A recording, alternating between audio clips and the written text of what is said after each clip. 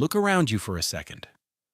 The phone in your hand, the shirt on your back, the coffee beans in your kitchen, the lithium cells inside an electric car parked outside, the medicine in your bathroom cabinet.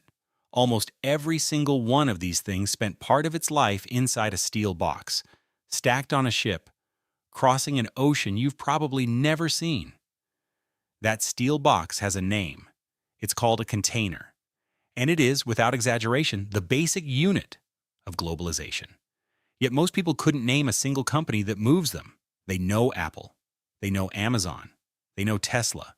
But they don't know the company that quietly carries the raw materials, the components, and the finished products that make all of those brands possible.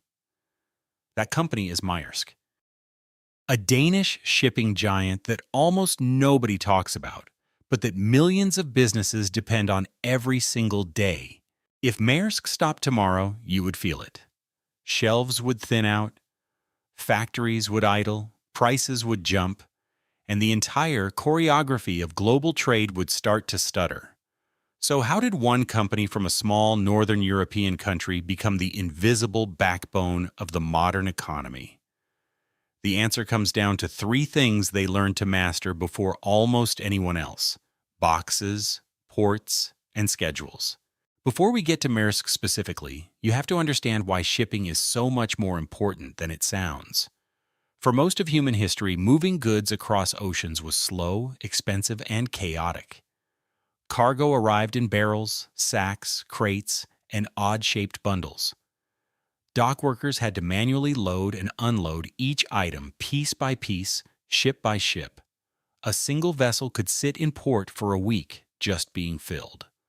Theft was rampant, damage was common, and the cost of moving anything across the world was so high that most economies stayed local by default.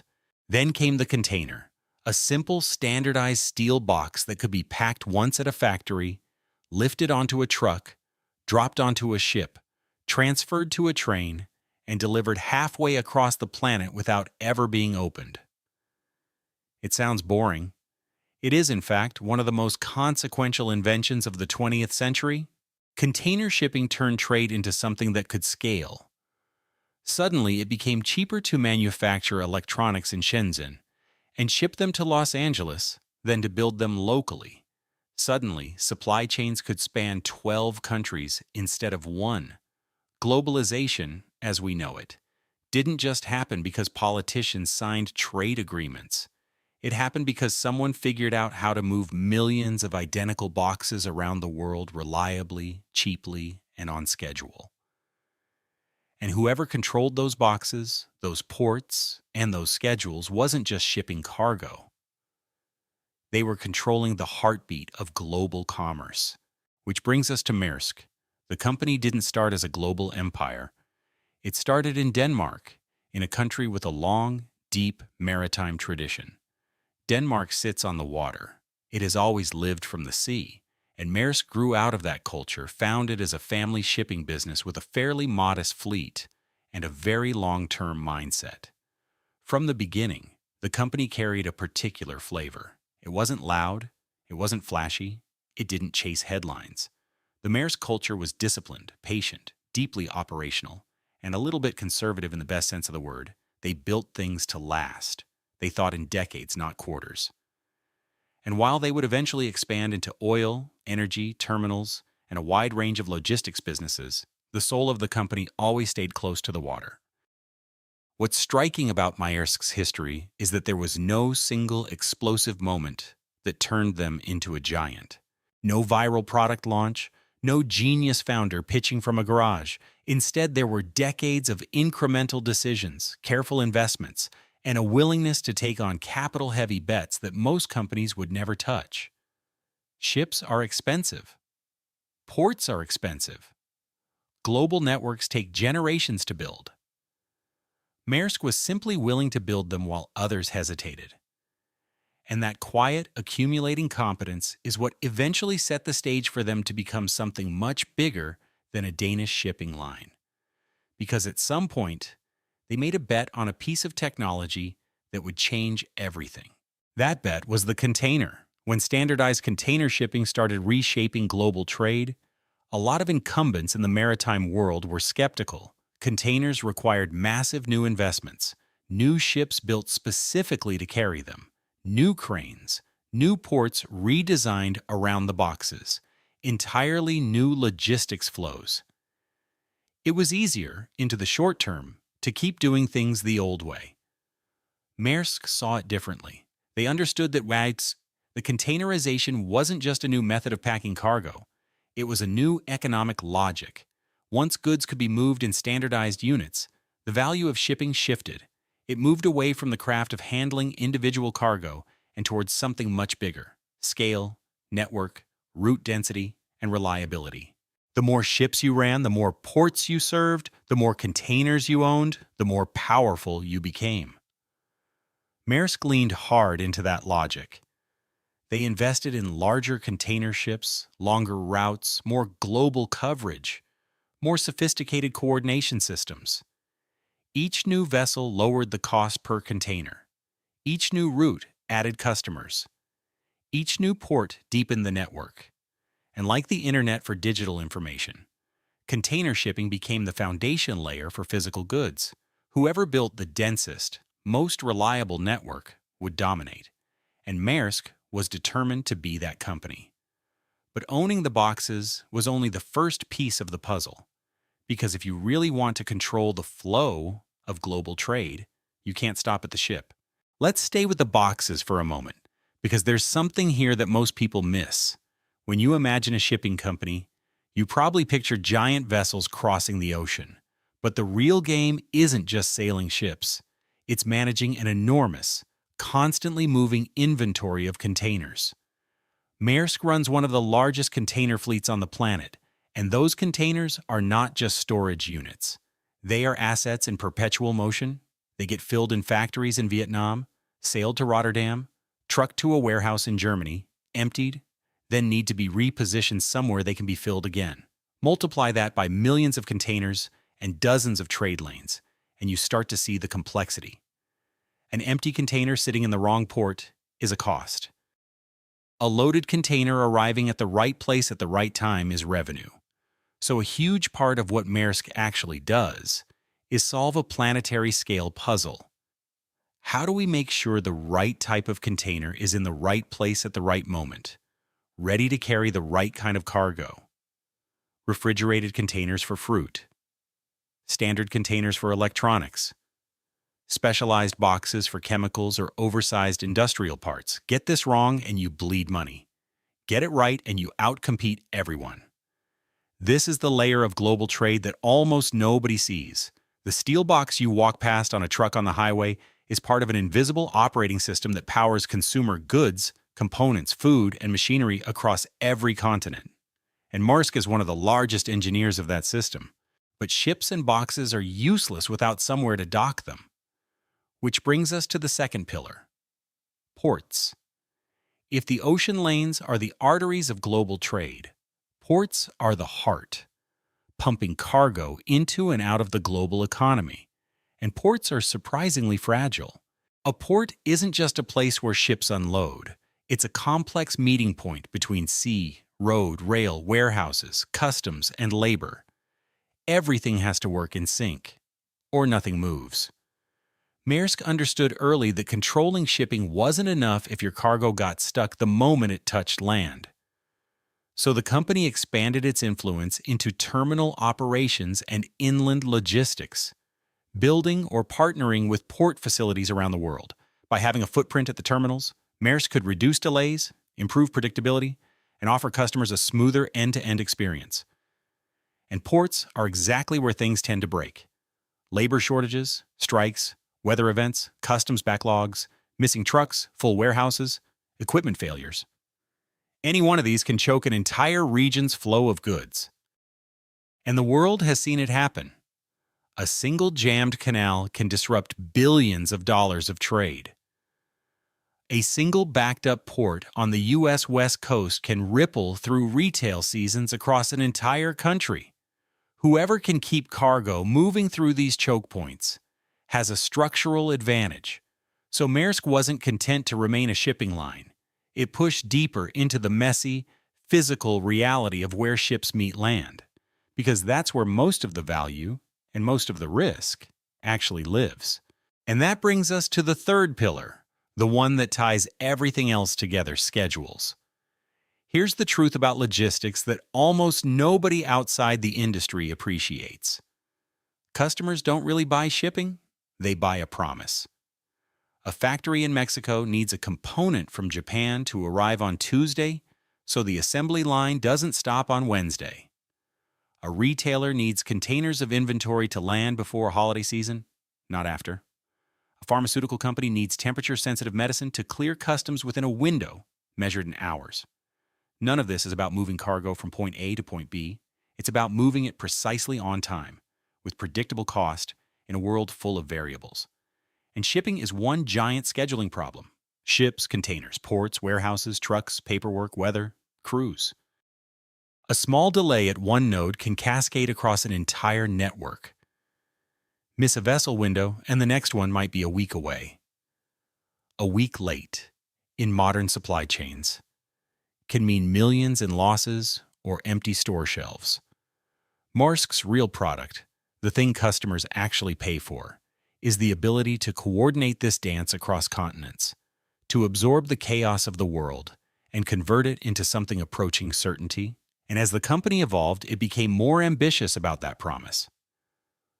Why just sell space on a ship when you could sell the entire journey, from the factory floor to the warehouse, to the port, across the ocean, through customs, into a truck, all the way to the customer's door? That ambition would shape Maersk's strategy for the next era of its existence.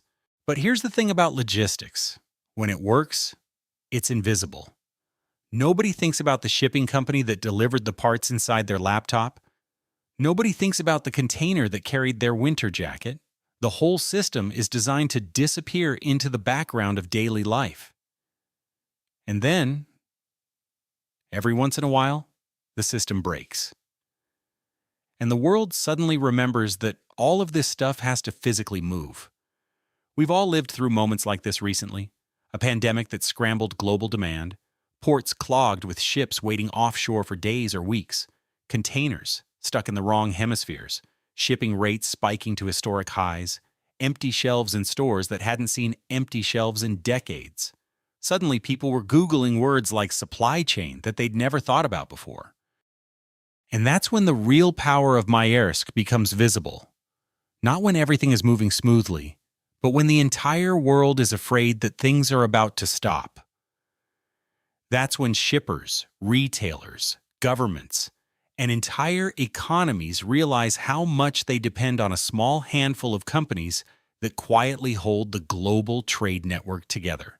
That stress test wasn't kind.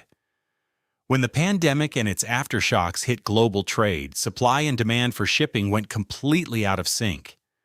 Demand for goods surged in some regions, then collapsed, then surged again. Containers piled up in places that didn't need them and vanished from places that did. Ports became overwhelmed and ships waited offshore in long, idle queues. Schedules that had been refined over decades suddenly fell apart, and shipping rates, they went vertical. For the major container lines, including Maersk, this created a strange double reality. On one hand, the operational pressure was enormous. Crews stretched thin, customers furious, capacity scrambled. On the other hand, sky-high freight rates produced the kind of profits the industry hadn't seen in living memory. Maersk and its peers booked extraordinary earnings during the worst of the disruption, but those profits came with scrutiny. Customers complained that shipping had become unaffordable. Governments started asking sharper questions about how much power a small group of carriers held over global trade. Critics asked whether companies like Maersk were solving the crisis or quietly profiting from it. And inside the company, leadership knew the long-term lesson was clear. You can't build a sustainable empire on the wild swings of freight rates alone. You have to offer customers something more durable, something they can rely on, whether the market is booming or busting. Which led to the most important strategic shift in modern Maersk history. Maersk decided it didn't want to be just a shipping company anymore. To understand why, you have to understand the brutal economics of traditional shipping. It's deeply cyclical. When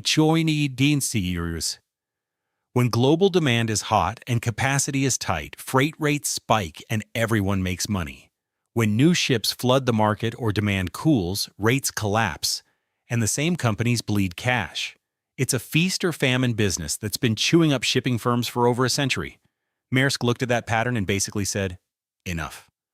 Their answer was to evolve into something bigger. Not just a carrier of containers across oceans, but an integrated logistics partner that could handle a customer's entire supply chain, end to end.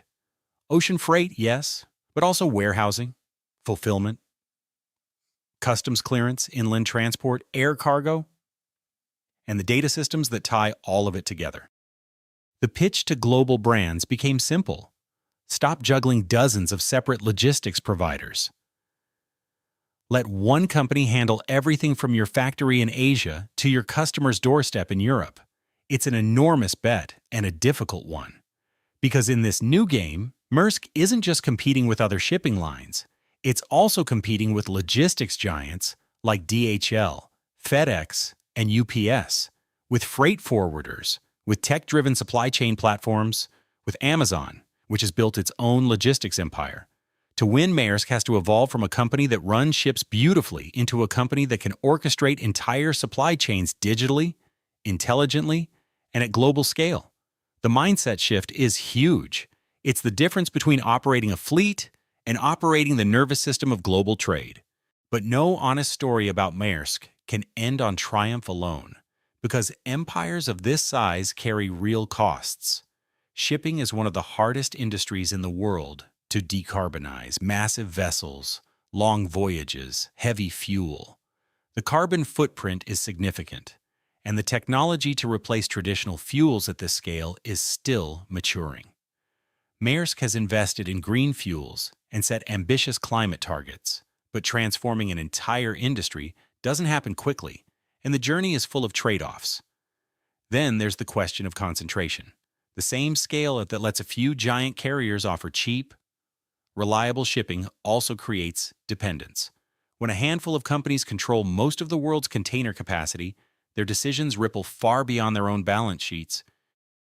Customers, smaller shippers, and entire economies become exposed to choices made in a few boardrooms. And global ports, shipping lanes, and choke points aren't just commercial assets anymore. They're geopolitical pressure points, watched closely by governments and militaries. Maersk, in many ways, is both a solution to globalization and a symbol of how fragile globalization actually is. The same network that delivers your morning coffee can be disrupted by a war, a pandemic, a regulatory shift, or a single ship turned sideways in a canal. The company's success and the world's vulnerability are tied together in ways most people never see, which is exactly the point. Maersk's story is, in many ways, the story of modern globalization itself. They figured out the three things the global economy needs most. Boxes, to standardize the movement of goods. Ports, to control the choke points where everything either flows or stops. And schedules, to sell the one thing every business actually wants in a chaotic world: certainty. The brands you recognize get all the attention. The phones, the cars, the fashion labels, the streaming platforms. But behind every one of them is a vast, mostly invisible logistics machine. And Maersk is one of the most important players inside it. They never had to put their name on the products. They just had to be present in the journey those products take. And once you see it, you can't unsee it. Globalization isn't really about trade deals or shopping websites. It's about steel boxes arriving where they need to be. It's about ports that don't choke. It's about schedule. Jewels that hold, no matter what the world throws at them.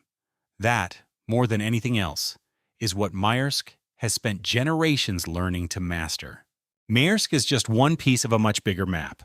Behind the scenes of global trade are other quiet giants we'll dig into in this series: DHL, FedEx, Costco, MSC, DP World, the Panama Canal, the Port of Singapore, Amazon's logistics empire.